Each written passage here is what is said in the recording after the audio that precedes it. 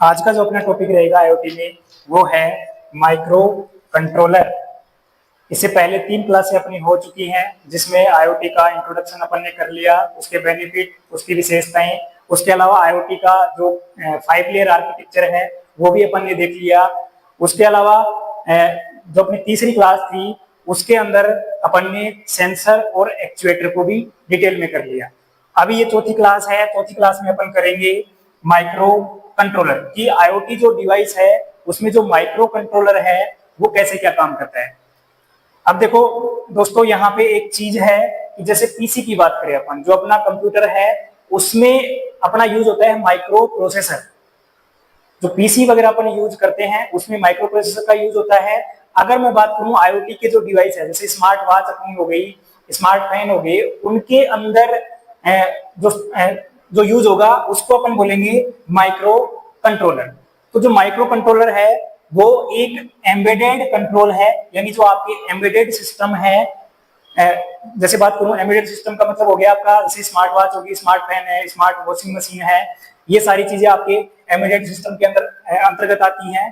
तो यह क्या है, एम्बेडेड कंट्रोल है जो एम्बेडेड सिस्टम के विशेष कार्यों को परफॉर्म करने के लिए क्या किया गया है, डिजाइन किया गया है। अगर मैं बात करूं कि जो आपके एम्बेडेड सिस्टम है उनका जो उसका जो हार्ट है वो किसको बोला जाता है, माइक्रो कंट्रोलर को।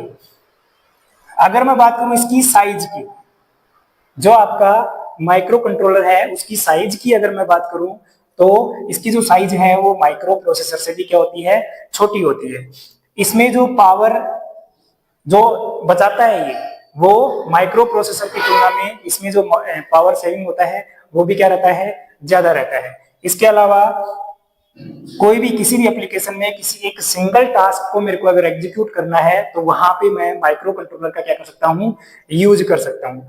अब अगर मैं बात करूं कि माइक्रो कंट्रोलर के टाइप्स की, तो यहाँ इसको 3 कैटेगरी में बांटा गया है, बिट्स के आधार पर, मेमोरी के आधार पर और इंस्ट्रक्शन सेट के आधार पर। अगर मैं बात करूं बिट्स के आधार पर, बिट्स के आधार पे तो माइक्रो कंट्रोलर के 3 प्रकार हैं। पहला है 8 bit micro controller. 8 bit micro जो कंट्रोलर है उसके जो एग्जांपल है अपने, जैसे इंटेल 8031 और 8051। अगर 16 बिट की बात करूं तो उसमें अपना आता है इंटेल 8096। अगर मैं बात करूं 32 बिट की तो ये किस जगह पे इनका यूज होता है, जैसे कुछ ऐसी एप्लीकेशन हैं जो सेल्फ से ही क्या है, कंट्रोल्ड है, यानी खुद पे उनका क्या है, कंट्रोल है। ऐसी एप्लीकेशन में अपन किसका यूज करते हैं, 32 बिट माइक्रो कंट्रोलर का। अब अगर मैं बात करूं सेकंड, मेमोरी के आधार पे आपका जो माइक्रो कंट्रोलर है वो कितने प्रकार का होता है, तो वहां भी अपना 2 प्रकार का होता है। पहला है एक्सटर्नल मेमोरी माइक्रो कंट्रोलर और दूसरा है एम्बेडेड या internal memory micro controller.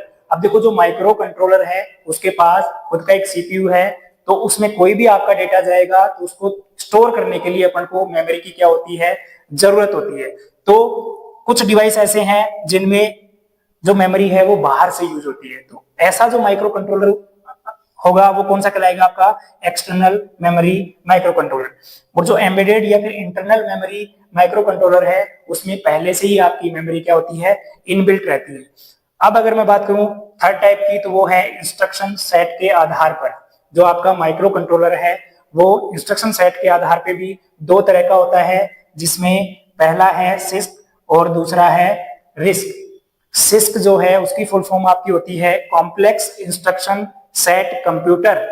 Complex instruction set computer. जो सिस्क है वो सिर्फ और सिर्फ किसी सिंगल इंस्ट्रक्शन पे ही क्या करता है, वर्क करता है, यानी वो सिंगल जो आपकी इंस्ट्रक्शन आ रही है उसी पे वो क्या करेगा, प्रोसेस करेगा। अब अगर मैं बात करूं सेकंड जो इसका टाइप है वो है risk, reduced instruction set computer. Full form क्या है, रिड्यूस्ड इंस्ट्रक्शन सेट कंप्यूटर। ये क्या करता है, इसकी खासियत है कि जो भी आपका क्लॉक साइकिल की जो स्पीड है उसको भी ये क्या करेगा, कम रखेगा, और जो आपका ऑपरेशन का जो टाइम है, जो भी प्रोसेस आपकी ऑपरेट हो रही है, ऑपरेशन हो रही है इसके अंदर, उनमें टाइम ये क्या करता है, कम लगाता है। अब अगर मैं बात करूं कि माइक्रो कंट्रोलर है उसके पास कौन कौन से एलिमेंट्स होते हैं, यानी माइक्रो कंट्रोलर है उसके अंदर कौन कौन से एलिमेंट्स को वो अपने अंदर रखता है। तो पहला है सीपीयू, जो माइक्रो कंट्रोलर का क्या होता है हिस्सा।